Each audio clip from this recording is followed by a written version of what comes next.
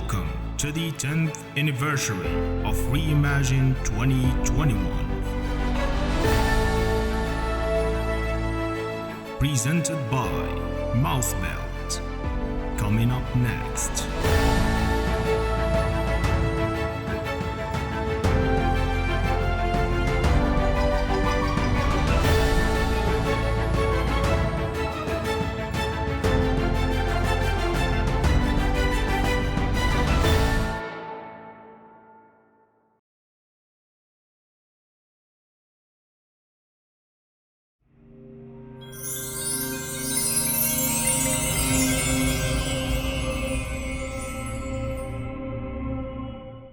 Hey, this is Chris Hart. I'm the Chief Operating Officer at Civic, and I'm happy to be part of the Reimagine Conference. Thanks for having me. Hello and welcome to Reimagine 2021.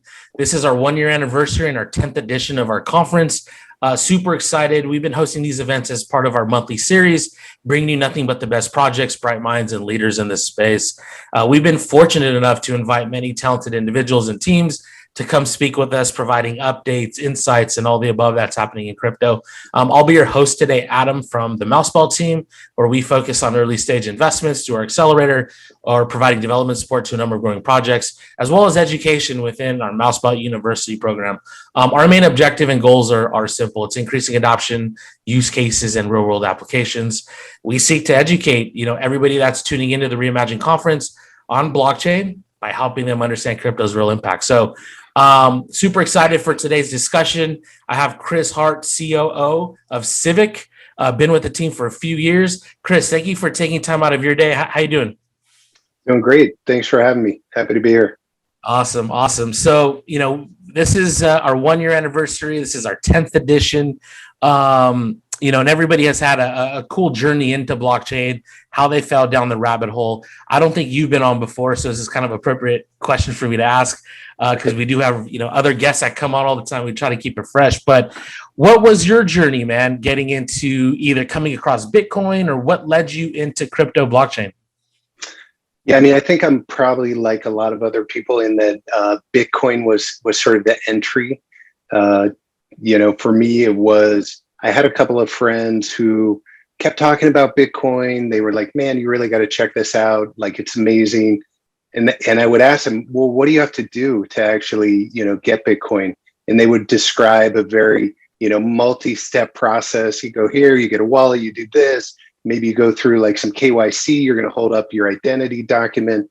It seemed incredibly interesting, but at the same time daunting. At the time. And I took a pass, to be honest. I took a pass, probably the first couple of times my friends talked to me about it. And then finally, it was one of those earworms, right? It gets in your head. It just kept coming back and back. I said, I got to try this out. And I came from IT. So I was thinking, man, maybe I want to set up like a mining rig. That sounds really interesting. That could be a good way in. But instead, I bought Bitcoin. I got my first purchase, and right about the same time, I got introduced to Vinny Lingham, who's one of our co-founders and CEO. And from there, it was like 0 to 80 in like 3 seconds. I was just like drinking through the fire hose, and it's been a journey ever since. No, that's great. That's how everybody kind of has similar stories of when they came across it. Didn't quite get it or was against it or just needed more time. And then all of a sudden it kind of just clicks at some point. So what is it to you now that you've been in the industry? Like, we have a lot of projects, we have a lot of leaders, we have people with different backgrounds, whether they're developer, whether they're kind of marketing aspect or, some kind of different role within the blockchain industry. And everybody thinks it's evolved over time, their thoughts, and matured. What is it to you now in terms of like blockchain's impact, or is it Bitcoin's impact? What does it mean now? I think I went through a couple different thought processes as I got deeper into it. And I kind of, take it all the way back from when I used to work in IT, and I would think about the tech stack as I was building server farms, and I would think about the communications protocols and how data would get from one place to the other, TCP/IP protocol, and all these different transmission layers that were used to actually aggregate and get information across the transom so that real world activities could get done, and how ubiquitous that became. So I think for me it was really like unpacking two different things. One was, how do we take the cryptocurrency aspect of what's going on in blockchain and the actual technology that cryptocurrency rides on top of, and describe and really understand the potential of those two different ecosystems in really different ways, and in ways that we can maximize the potential of both of those. And so for me, it was, wow, okay, so cryptocurrency is really cool, store of value, all that good stuff. Notwithstanding, like when I was getting started, people were talking about Mt. Gox and all the different, hacks and vulnerabilities. And there was a lot to be sort of like nervous and sketchy about a little bit in the early days. But really, like for me, the really interesting thing was twofold. It was the underlying technology and the general ledger itself, and the ability to take information, store it on a chain immutably in a decentralized way. And obviously, Bitcoin is the most distributed network in the world at the moment. And so, that's a great way to introduce a new community of technologists to what this technology really is. But I think it's only really now where people start to look at NFTs and think about, hey, could I put like the deed to my house on the blockchain? And, what about like, I want LeBron's like slam dunk, like, how does that work for me? Where people start to actually pick their heads up and go, but how does that play into like VR? And how do I buy like virtual lands? Like, could I do that? And yeah, it started with CryptoKitties, but now I think people are really realizing and waking up to the potential, including institutions, which they wouldn't touch it with a 10-foot pole for a long time, right? It was, you guys figure it out, do the hard work, and maybe we'll come in at the end and reap some of that benefit. That's kind of a cool perspective, like coming from IT, understanding like the protocol layer, Web 2.0, and kind of, but blockchain really is a buzzword, right? The distributed systems, the encryption, the servers and all that, serverless, and the way communications. I mean, that's obviously been around for decades. And now we've, it's kind of come to this point in terms of putting it all together. And now we're, just at the forefront or infancy of like, how do we use this? What are the use cases? So how do you, which is kind of cool. Like, you understood all those protocols. How do you see what we call protocols today, or, networks in terms of blockchain? Everybody keeps referencing blockchain as the new internet. Right. Referencing like TCP, like in the past of these references. Like, how do you kind of explain it, or how do you see it unfolding, or how do you relate it to blockchain and to those earlier days of the internet? Yeah, I mean, for me, it's really about the distributed nature of the ledger, and then the technology to actually write things to chain, and whether that be proof of stake or proof of work, or the Bitcoin network or Lightning, or whatever that is. What's really happening, some people have started to call Web 3.0, and really how the future of the way we do things is going to get done. And I kind of think of these server farms that are sitting and powering things like Azure or AWS or any of the other services that really provide data center capability. And if you take that model, like, people didn't used to believe in that model, by the way. No. Back in the early days, it was, you want a server farm? You go build it, right? Yeah, you're going to rent rack space. You're going to put all these servers in. You're going to stand it up, pay for power, all that stuff. Along comes AWS, and they say, hey, we've got a better way. You don't have to do that. And it lowered all these barriers to entry, right? Which was amazing, and really drove a lot of the Web 1.0 innovation, and some of the Web 2.0 companies, have really gone crazy with it, and really stood up impressive and amazing businesses. But I think what's really interesting is what's coming next, which I agree, Web 3.0, I think will be driven by blockchain, and to some extent by certain applications of crypto technology. And what's going to be, I think, the same as what we saw before but different is it's also enabling all these companies to take Lego blocks and put them together in new and creative and innovative ways. Just like you said, well, if I don't have to build a data center, maybe I can focus on my core business instead, and I can grab things that are open source, that are provided by and built by a community of like-minded people that believe in distributed technology, and I can drop that into my project, and it accelerates my innovation curve much faster than I would otherwise. And so it's sort of that democratization of access to tooling, to infrastructure for us at Civic that was really interesting, because we said we want to bring identity to the party. And, we thought that was a really innovative thing to do. Now, it turned out we were super early on the identity train. And it wasn't ready. Like institutions and projects weren't quite sure, what to do with it, or like how it would fit in.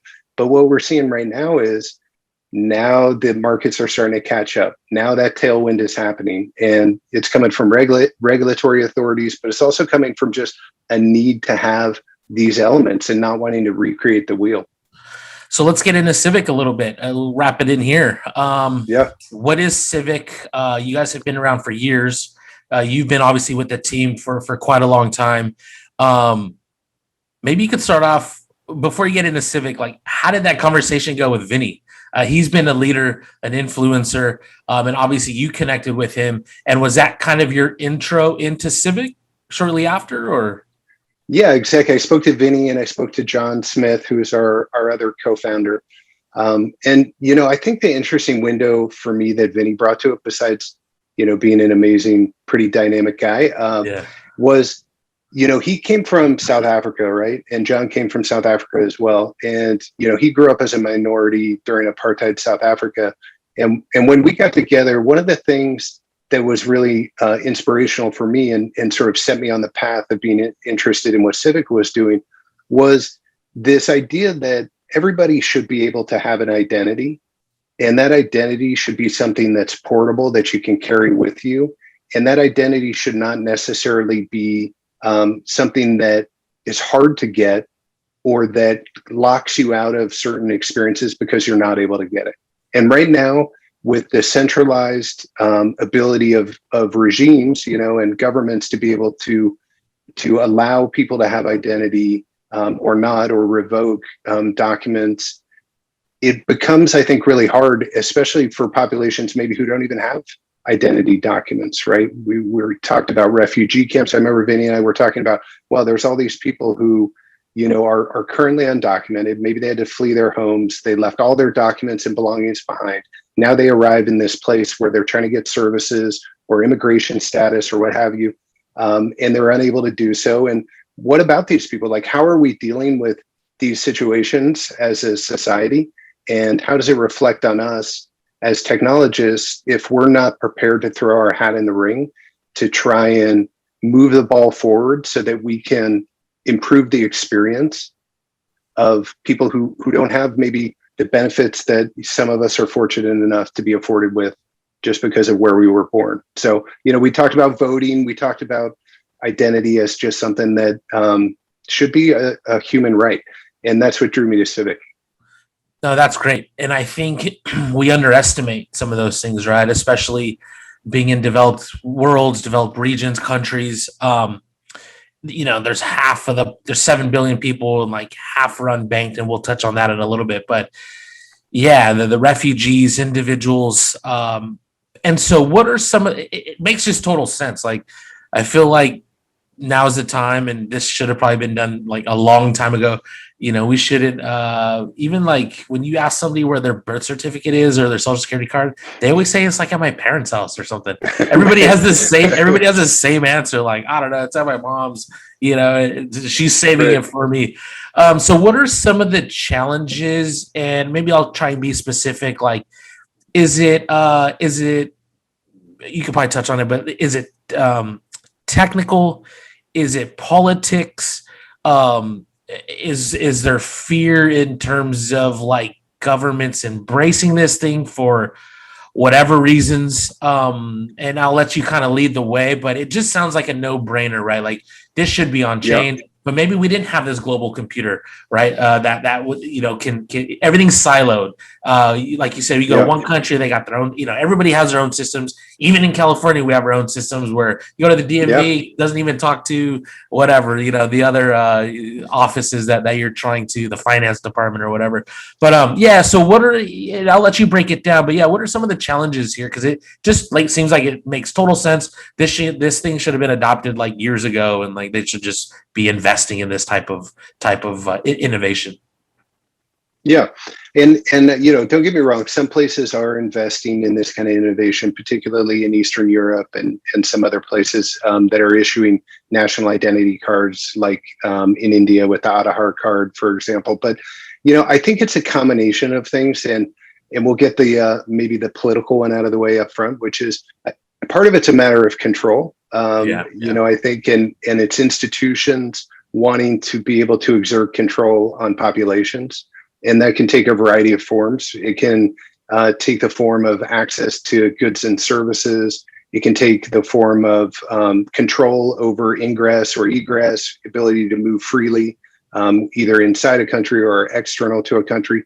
But let's take the most sort of like even-handed or sort of generous assumption here that countries that want to implement this technology, and I think there are a lot of them, have faced obstacles. And I think they really fall into a couple of camps. One is technical, i.e. they have either, technical challenges getting populations to adopt the technology, or they have regulatory regimes set up where there are things like GDPR, where there are very stringent benchmarks that need to be met in order to enable sharing of data under certain conditions and circumstances. And so without a blockchain type solution, sometimes that can become very hard. And what happens ultimately is you create honeypots of data, because what you're telling companies, and by the way, California has CCPA, which is, GDPR by another name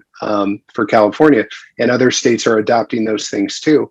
What they're effectively telling companies is, you can ingest all this personal information from people and store it internally in this giant database. And please try not to get hacked. We know how that goes, right? I mean, whether it's going way back, Equifax, but I mean, turn on the news any day. And if you have an alert through any credit agency, you probably get pinged all the time. Like my stuff's on the dark web. Everybody's stuff is on the dark web, right? So I think technical is part of it. And then how do you balance the implementation of a technology like blockchain with the needs and the rights of individuals for privacy? And that's been something that I think has really been hashed out over the past probably 10 years, yes, but probably more seriously in the last 5 years. And that's with standard setting organizations looking at finally, I think, culminating in a DID standard. So a decentralized identity standard, which sort of gives some rules of the road and some commonality on how things should be approached and ways that identity companies can adopt those. So now I think the technology, I won't say it's an excuse, but the technology hurdles, largely have been overcome. So I think there's less reason not to adopt this. And then there's just interoperability, right? Look what's going on with COVID passes right now, right? This was something that we looked at briefly and just saw that it was going to be a very, very challenging thing to address. But I mean, you see each country is sort of coming up with their own pass. New York City, in fact, has its own pass just for New York City.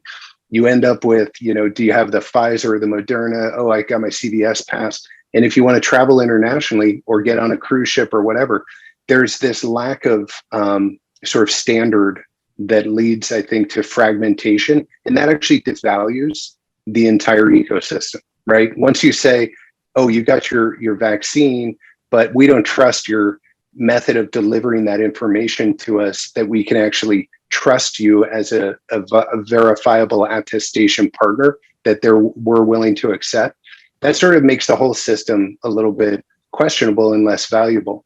So having a standard, very important, having the technology, very important, and then being able to implement that at a scale that makes sense, either through people wanting to participate in things like DeFi, like the crypto economies, like purchasing Bitcoin, or from really government mandates saying, hey, we're going to have a digital ID card system, and we want that to be on chain, and then being able to tap into that. So what does Civic provide? What are some of the solutions? We have everybody tuning in right now to learn about, well, from your perspectives and insights, right, on the identity front, and what that bleeds into and what that touches across industries, verticals, government, or public or private sector, even to just little things that we'll get into with, like not little things, but like DeFi, right? Even in the tech scene, there's Right. identity challenges that we're all trying to solve. So what does Civic provide? What have you guys been working on the last few years? And what are some of the solutions if somebody's watching right now and we're talking about identity, what have you guys done or built? Yeah. So a couple of things. I'll start with maybe the more traditional stuff, and then get into the newer stuff at the end. So, we started in 2017 providing KYC for other crypto projects. A lot of them at that time were doing things like ICOs and onboarding their customers to participate in little ecosystems, whatever those might be. And so it's a matter of onboarding the individual. So we'll go through and we'll do a 3D face map of the individual. We'll match it to an identity document. So that could be a driver's license, passport, national ID card. We do a facial verification between a short video selfie and that 3D clip and the document itself. We do fraud detection on the document, looking for things like holograms and watermarks and different things like that. We're covering about almost 200 countries and about 4,500 documents. So we actually will do that document verification, the liveness verification, we call it, because we're proving it's a person and not a picture of somebody from online with an identity document. And once you go through that verification, we do things like email address and phone number, that's like the baseline stuff. You create this construct, which is your identity, and those attestations of identity, not the data itself, not your personal information, but an attestation of that information is stored on a blockchain. And what's really interesting there is now you have a scenario where you can start to extract value from having that identity in a variety of different ways. And you can start to challenge the dominance of some of the systems that are out there today, like OAuth. So if you look at every website you go to now, I don't know how many login options you see, but log in with Facebook, log in with Google, log in with LinkedIn. Like what I actually saw log in with YouTube today. I was like, what is that? That's a new one for me. Yeah. So those are traditional OAuth type setups, right? So it's a three-party system: yourself, the website that you're logging into, and then that third party. And I think people have become very accustomed to that, less so maybe in the EU, but certainly in the US and APAC, because it's a matter of convenience, right? Oh, okay, I don't have to go get a new password and user ID. For me, that's easy. I'm just going to log in. But the privacy that you give up is buried in the terms and conditions. And what you don't realize necessarily is by linking your Facebook account to this website, you enable a bidirectional flow of data that actually, taken together, can compromise your privacy in some pretty substantial ways. And a lot of the manifestations of that are very benign, right? You might get targeted for ads, and suddenly everything, tennis shoes are following you around the web, or like whatever it is. But ultimately, I mean, we look at things like, the Pegasus program and compromise security, and you start to think, okay, but if there's this worldwide matrix of identity data, and all these data points ultimately can be correlated in ways that we don't really understand, and it's big data AI algorithms that are sort of scraping through, and then decisions are going to get made on the basis of that information. That creates a very echo chamber type scenario, much like what we saw in this last couple of elections, where you reinforce something enough, that's all you see, and so that's your world. So if we can disconnect and disaggregate some of these identity elements, and instead say, why don't I just log in with my identity that I own, and allow me to just say, I want to consume this service, but that doesn't give you entree into my entire life. and everything that I'm doing, and sharing on Facebook and whatever. So that was one aspect, and we've been really, I think, positive on where that can go. It's starting, I think, to see a little bit more traction. Some of it regulatory push, but we've also learned a ton. Like, if things are hard, people just don't want to do them, right? It's like, it's like one more click. And so it's really a lot about like interfacing with users and meeting people where they are. And I think we're getting much better at that. So that's one aspect. Can you relate that to, and we say this, I say it a lot, kind of like Web 2.0 and 3.0, and what you just discussed. When I want people to understand what we mean, I guess, what Web 1.0, 2.0, 3.0 is. The 2.0 is your Googles, your Facebooks. We're giving up our info. When we talk about 3.0, we're talking about decentralized applications where, Civic is providing a solution where you are in control.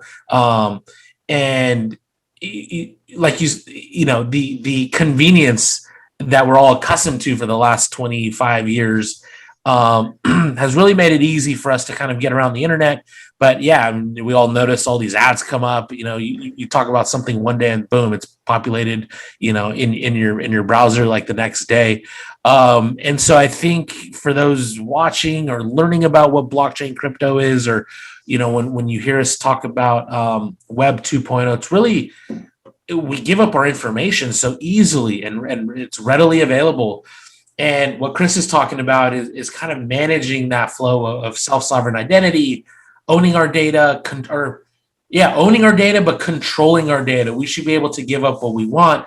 And that's what we talk about when we discuss Web 3.0. And he's been elaborating on that in terms of OAuth and like how all these websites work. And we don't notice it. And it's gotten so easy now that, this new wave of decentralization from centralization, which is Web 2.0, is taking that back a little bit, right? Am I? Yeah. I think that's, you nailed it. I mean, what I think people are going to start to recognize is there are viable and in many ways superior alternatives that are either in market today or coming to market that will allow them the ability to take care of their private data and their personal information in a way that up till now has been very, very difficult to do. So, it's a bit of a cat and mouse game, right? Especially with the Web 2.0 companies.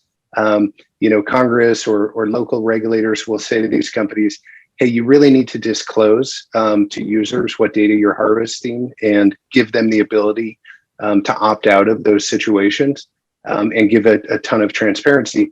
And then, what you find is, settings get buried like 18 screens deep, and like they're a little bit hard to figure out like what happens if I toggle this thing, or like how do I protect my data. It becomes like, it's like a 10-hour-a-week job, just, managing your Facebook settings or whatever. I assume there are people out there who are like Sherpas at this and can like nail it easily. But, that kind of thing where it's the default is you're exposed and the default is you're being monetized. Yeah. I think is going away. And, we looked at things like, the Brave browser and what Brendan's doing over there and other companies that are saying, well, no, like, what if we flip that paradigm, and rather than making the user the product, we actually provide a service and then allow them to consume products. And for us, I think that was the big aha several years ago, back, 2016, 17, when I joined. And implementing that has kind of been the work of, a ton of talented engineers all around the world and people who really believe in what we're doing at Civic, to try and get to the point where we can provide it for simple things like login. We can provide it for kind of fun use cases like beer vending machines, for example, which I can tell you more about that if you're interested. And we can provide it for like. That sounds cool. I mean, yeah, you could touch on that because, there are like concerns, or people have brought it up, like, why do I need to show my ID, all my information to purchase X, Y, and Z, or, alcohol, but other avenues too. So yeah, talk about this vending machine. I guess that's kind of like pretty sweet. Yeah. I mean, when you asked me what my rabbit hole moment was, I almost told this story because, I had already joined Civico, so I didn't think it was totally fair, but I'll tell the story. So we went to Money 2020, and I think it was early 2018 in New York, and we wanted to make a splash about identity, but that's hard. That's hard to do. How do you make a splash about identity? How do you really transmit to people or let people understand what it is you're doing in a way that grabs their attention? And so we had this idea that what if we had a beer vending machine that in a zero knowledge proof way could establish that you were 21, but it didn't share any of your information. None of your information was going to, Anheuser-Busch or the person who owns the vending machine or whatever. Wouldn't that be cool? And so we got pretty excited internally. And again, turns out we were early on this, but now it's actually happening in market, which is pretty cool. But at the time, so we had this vending machine, and they had us over in one of those side halls at Money 2020. So we were, buried. In fact, I think it was the dining hall. So they were very bullish on our solution, right? They were like, "Hey, you guys go in the dining hall. We'll kind of like stick it in the corner, see how it goes." And on the first day, we started hearing people talking about it in the hallways, and the thing just got mobbed. There was like 100 people clustered around trying to prove their identity, get the beer just to experience it, right? Yeah. And so the organizers of Money 2020, they were like, "Hey, it's way too many people in that area. Not good at all." They pulled the machine out overnight, put in the main hallway, set up a table so we could onboard people in. And I remember I just walked out of one of the sessions and around the corner, and there was a line of 50 people deep, just waiting to get a beer out of a vending machine. But it's sort of a metaphor, right? It's I don't have to give up who I am to get a thing that I want or that I need or whatever. It could be medication, right? I mean, we're talking to vendors in Africa about how they distribute HIV/AIDS vaccine or medications, and that's a target for criminals. And how can you establish identity, but in a private way where you're not sharing a lot of data, a lot of sensitivity around personal information. But for me, that was another aha moment. And now we've got vending machines rolling out around North America. We're going to announce a pretty cool partnership in Las Vegas in the next few weeks that I can't say too much about, but it'll be really cool. And it's a metaphor for that, right? It's getting people to understand, oh, wait, so I could do a thing I could never do before, and I could still have my personal information confidential, and it gets me something that I could never do. Like, that's cool. And for us, like, that's what blockchain is. That's what identity done correctly on chain can deliver. And it's for a whole bunch of other use cases like DeFi or whatever. And would you say that you guys are matured in terms of the tech is there? Now we just need to get the adoption, buy-in from government regulated. I mean, it's complicated, but have you guys tackled, the technical aspects to deliver something that we can start using on a production level? Oh, definitely. Yeah, right. It's ready to go, and it's out there in market.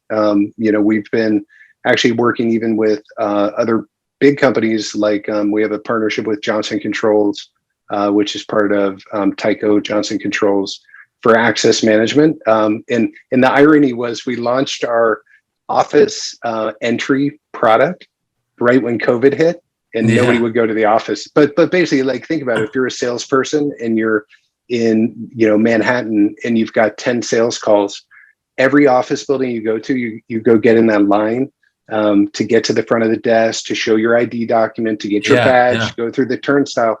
But if you've been invited, why couldn't you just have your Civic app and scan a QR code and just go through? Yeah. And so that, that's something that's a real world application of that.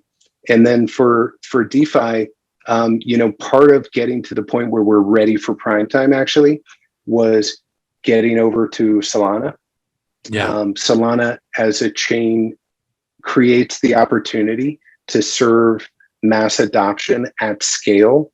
And where we were, I think Ethereum is awesome and, so much utility, and there are side chains springing up that can do a whole bunch of stuff.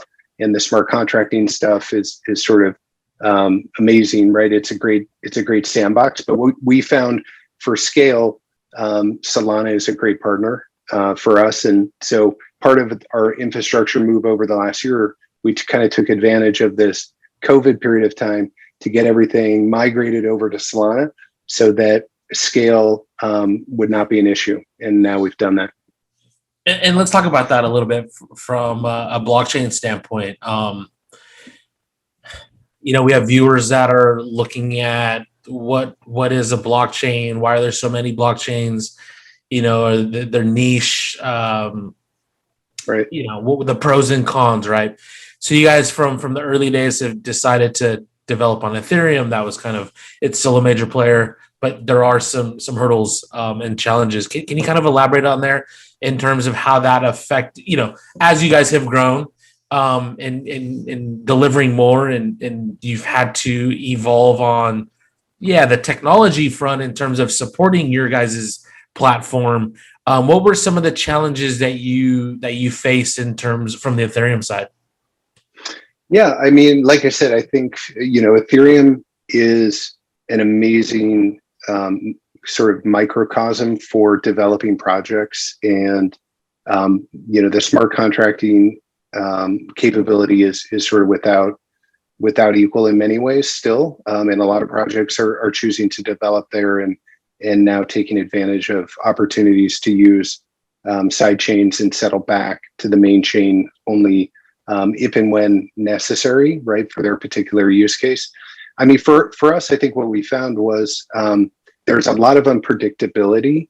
And when you're trying to build a business that is high volume and fairly low margin, that level of unpredictability creates a lot of issues. So you can imagine if you're standing in front of a beer machine and your objective is to get a beer, and you need to go through an identity verification, and we can get in the queue, but it's going to cost us $10 maybe in Ethereum gas fees to get that written to the chain, and also it may take several minutes. It's just not fit for purpose. So, I think some of the most innovative work that's happening now is really on the backs of the giants, who built EVM, Ethereum Virtual Machine, who built Ethereum, who built Bitcoin.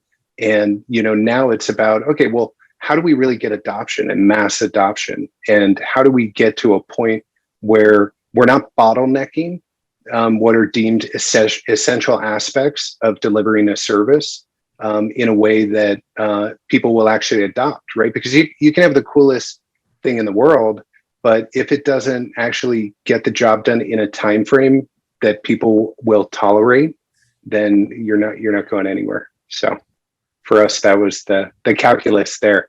It's not easy to move, but I think it's worthwhile. And Solana, why the move to Solana? The solid team. That was actually kind of on the VC side, one of our arms. That was one of my first projects that I had to research. Oh, really? End of 20 is kind of funny. And then I interviewed Anatoly a couple months ago, so I told him about it. So what was the solid team? They've been pumping through, delivering for quite some time. And I'm assuming those are some of the reasons, right? I'm sure you did a due diligence on a multitude of chains, but it seemed like Solana was a choice. I mean, for us, our solution is going to be cross-chain, no matter what. Yeah. And delivery of this solution will go to wherever there are projects, whether they be dApps or other projects that need identity. That identity Lego is really going to be cross-chain. But I think what we saw was, for the back-end infrastructure that's driving, the identity verification and the place where we want to kind of make our big bet to go live at scale, that was on Solana. And why Solana? I mean, the team's unbelievable, yes. The back-end can handle 50,000 transactions per second, right? So, I mean, that's on par and better than, Visa, MasterCard networks, right? So, and the cost, it's 0.00001 cents, per transaction, as opposed to you could be in the tens of dollars and unexpectedly go to $100, right, on something, depending on what your speed needs are on Ethereum. I will say there are a lot of other chains that are trying to solve this problem as well, whether that be Polkadot or Casper or Algorand, that are interesting and have, great tech, and they're different spins on solving the same set of issues. I don't think they're mutually exclusive, and I don't view it as kind of a zero-sum game, though. I think we're so early in adoption of this technology that it's really about creating multiple opportunities and venues for projects to grow. And suitability, again, on one chain, it might be like 50,000 transactions a second is essential, but there's a lot of projects for whom that's not the case, right? Totally. Where that speed maybe is overkill, or maybe there are other attributes that are going to be more important, for their particular project. But yeah, we like Solana a lot. Yeah, and you did touch on that in terms of what technology suits your application, your dApp, your project, whatever the case is, because you're right, not every project or idea or concept needs right. that max capacity or whatever, right? You just kind of need something that works, which kind of ties into like community and resources available and support within kind of that ecosystem. That kind of ties it all together to make your decision on where to develop on. So you're a big believer in interoperability, and you think a lot of these chains will come across each other, bridges and stuff. I think they're going to have to. I mean, it's absolutely already happening. You're starting to see even crypto tokens moving chain to chain through wormholes and different ways to get value or assets represented on different chains that maybe are more fit for purpose. So interoperability, I think those chains and dApps that sort of adopt that principle are going to be far better off in the long run, because if you think about some of the historic examples of go it alone type mentalities or zero sum game, you think about like whatever, going way back, like VHS tapes even, and beta, and it was like, hey, we're going to fight it out, or Blu-ray and whatever wasn't Blu-ray, because like Blu-ray went right. So it was like very centralized bodies with very commercialized interests with a very narrow focus, fighting for market share. That was the dynamic. And I think we have to pull back from that dynamic and realize what's happening now with blockchain is much more about transforming a lot of institutions in ways that business gets done, commerce gets done, information gets shared and stored. It's a much broader agenda than just a very narrow commercial interest. And so to kind of lock in one ecosystem, ultimately, I think hampers growth and is not long-term viable. Totally. And on the regulation side, obviously this is super ingrained with a lot of government bodies and different agencies and FinCEN and all of these government regulatories. Do you guys work closely with them? They're on board. Are they providing a sandbox? How's the relationship there? Yeah, so I mean, I think there's a number of bodies that we're associated with that interact with regulators on a pretty regular basis. So the Digital Chamber of Commerce, for example, here in the U.S., we're very, very attuned to identity requirements and regulations worldwide, and we're paying a lot of attention to what's going on in the financial services sector as it moves, at least in part, to much more of a decentralized model.